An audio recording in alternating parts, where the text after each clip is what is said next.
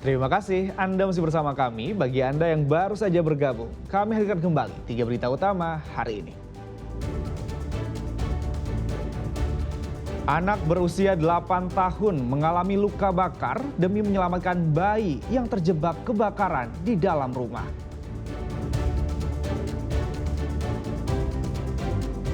Seorang lansia tewas di tengah jalan.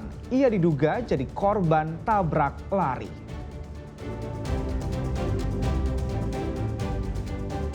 Bocah laki-laki 10 tahun jadi korban penyerangan oleh sekelompok remaja.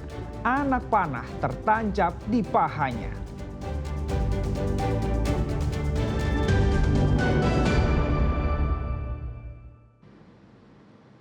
Meski sangat berbahaya, warga dan anak sekolah di Maros nekat melintasi jembatan Pakere yang ambruk akibat abrasi.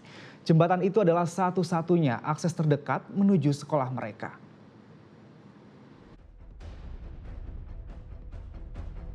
Jembatan Pakere yang terletak di Desa Bonto Talasa, Kecamatan Simbang Maros, ambruk setelah salah satu pondasinya amblas. Pondasi jembatan terkikis arus Sungai Maros akibat curah hujan tinggi selama beberapa hari terakhir. Pada Jumat siang, puluhan warga termasuk siswa sekolah tetap nekat melintasi jembatan yang rusak, meski pemerintah sudah menutup aksesnya. Warga mengaku tidak memiliki pilihan lain karena jembatan ini merupakan jalur terdekat menuju sekolah maupun pusat kota. Jika harus mengambil jalur alternatif, mereka wajib memutar arah yang lebih jauh, menempuh jarak hingga 10 km. Takut tidak? Takut. Takut. Kenapa memang? Goyang. Goyang-goyang kalau dilewati. Tapi kenapa masih berani lewat? Karena tidak ada jalanan lain. Kalau situ memutar jauh Ki. Jauh, berapa kilo dek? 10 kilo. 10 kilo. Sejumlah warga terpaksa memarkirkan kendaraan di ujung jembatan, lalu melanjutkan perjalanan dengan berjalan kaki. Padahal kondisi jembatan sangat rawan rubuh karena pondasi dan penyangganya terus bergeser. Sekretaris BPBD Maros memastikan pihaknya terus memantau kondisi jembatan dan mengimbau warga untuk tidak melintas sementara waktu. Tapi ini tidak berbahaya, Pak? Sangat berbahaya. Jadi kami tetap mengimbau kepada pemerintah setempat, baik itu Pak Camat maupun dua desa yang menghubungkan jembatan itu, Desa Bonto Talasa dan Desa Tanete, untuk menghimbau warganya agar tidak melewati jembatan ini karena sangat berisiko tinggi. Jembatan yang dibangun sekitar 20 tahun lalu. Sebelumnya pernah mengalami amblas pada Maret lalu, namun masih bisa dilintasi kendaraan roda 2. Karena bukan dibangun menggunakan anggaran pemerintah daerah, perbaikannya pun terkendala hingga saat ini. Warga berharap pemerintah daerah segera membangun ulang jembatan, mengingat posisinya sangat strategis bagi kehidupan masyarakat. Raisa Habu melaporkan dari Maros. Jenazah warga Seko di Luwu Utara yang hendak dimakamkan harus ditandu dengan berjalan kaki hingga 30 km. Aktivitas ini kerap dilakukan gara-gara jalan rusak parah hingga tak bisa dilalui kendaraan.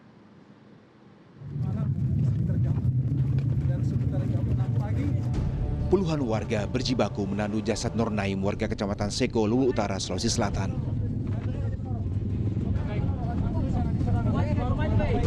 Dengan bergantian mereka menggotong jasad pria berusia 38 tahun itu yang baru meninggal di salah satu rumah sakit di Masamba. Namun, perjalanan menuju rumah duka tidaklah mudah karena akses jalan dari Kecamatan Sabang menuju Seko sangatlah buruk. Selain terjal, mereka juga harus melewati jalan berlubang dan berlumpur sejauh 30 km. Aktivitas menandu jenazah seperti ini kerap dilakukan setiap ada warga Seko yang meninggal dunia. Kondisi jalan yang kami lihat tadi sangat jelek. Ini sering terjadi setiap ada masyarakat yang meninggal di kota, apabila dibawa ke Seko, ke rumah duka, selalu ditandu, selalu dipikul. Warga Seko sebenarnya sudah berulang kali melaporkan kondisi infrastruktur jalan yang rusak ke pemerintah daerah. Mereka juga kerap menyuarakannya lewat media sosial. Namun, hingga kini, jalur yang menghubungkan Luwu Utara dan Mamuju ini tidak kunjung diperbaiki. Wahidi Baso melaporkan dari Luwu Utara, Sulawesi Selatan. Jenazah balita yang diduga tewas dianiaya kekasih ibunya di Kabupaten Luwu diotopsi atas permintaan keluarga. Hasil otopsi ditemukan sejumlah bukti yang mengarah adanya bekas penganiayaan.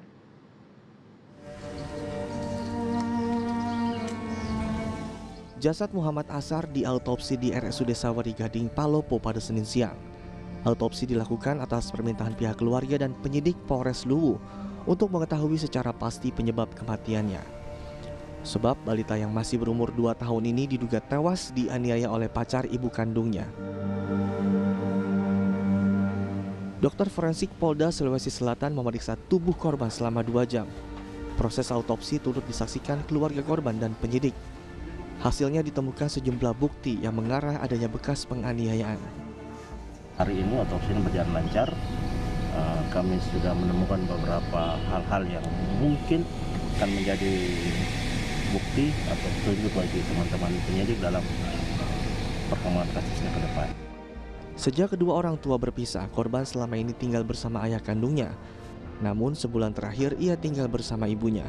Saya pisah sama mamanya itu sudah 1 tahun lebih.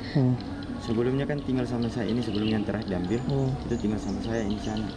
Tapi dia tiba-tiba nelpon mamanya katanya rindu sama anaknya. Korban ditemukan meninggal dunia pada 21 November di rumah ibunya. Saat itu sang ibu pergi bekerja dan korban ditinggalkan di rumah bersama seorang laki-laki bernama Rian yang diketahui merupakan pacar dari ibu korban. Wahyudi Baso melaporkan dari Palopo. Seorang bocah laki-laki berusia 10 tahun di Kabupaten Goa menjadi korban penyerangan oleh kelompok remaja bermotor. Korban mengalami luka serius setelah sebuah anak panah tertancap di paha kirinya. Polisi kini memburu para pelaku yang diduga beraksi secara acak.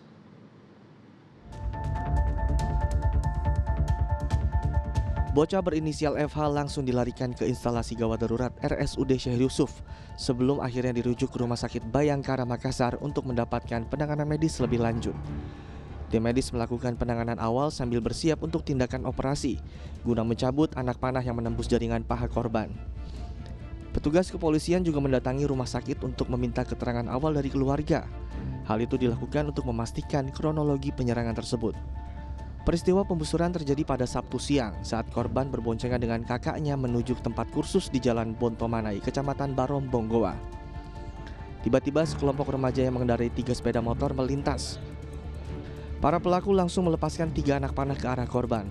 Selain itu, pelaku juga melemparkan balok kayu yang telah dipasangi paku. Tadi jam 4 lewat sekitar anak saya tahu mau menuju tempat les. Tiba-tiba datang segerombolan anak SMA. Saya tidak tahu anak SMA dari mana itu. Ada yang menggusur, ada yang melempar balok-balok. Terus kena nih anakku dari ininya, dari samping. Apanya yang kena? Paha atas bagian samping. Aksi pembusuran ini membuat warga di sekitar Barombong resah karena para pelaku diduga menyerang secara acak dan kabur setelah melukai korban. Polisi masih menyelidiki motif penyerangan sekaligus mengejar para pelaku yang terlibat dalam aksi teror busur panah.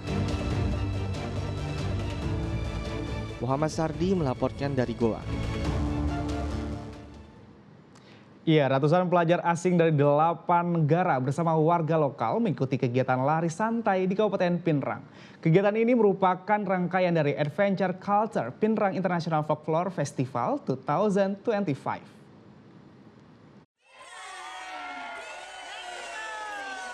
Begitu bendera diangkat, para peserta mulai berlari. Mereka terlihat begitu bersemangat dan bergembira. Ini adalah festival budaya internasional yang dikemas dalam lari santai. Pesertanya terdiri dari 8 negara, yaitu Meksiko, Malaysia, Rusia, India, Zimbabwe, Madagaskar, Mozambik, dan Panama.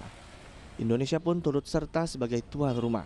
Setiap negara delegasi menyiapkan antara 40 hingga 50 pelajar dalam perhelatan ini. Festival Budaya Internasional ini merupakan program kerjasama antara Kementerian Dalam Negeri dengan pemerintah daerah Kabupaten Pinrang.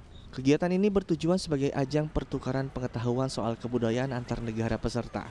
Selain itu, sebagai tuan rumah, Pinrang berupaya meningkatkan pendapatan usaha mikro kecil dan menengah atau UMKM lokal.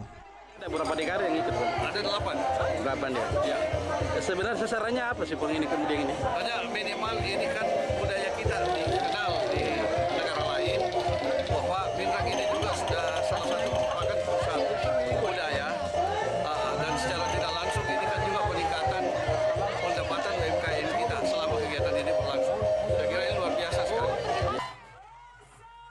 Usai mengikuti lari santai, para peserta kemudian menggelar senam tabola bale, serta berbelanja di lapak UMKM yang ada di sekitar lokasi kegiatan.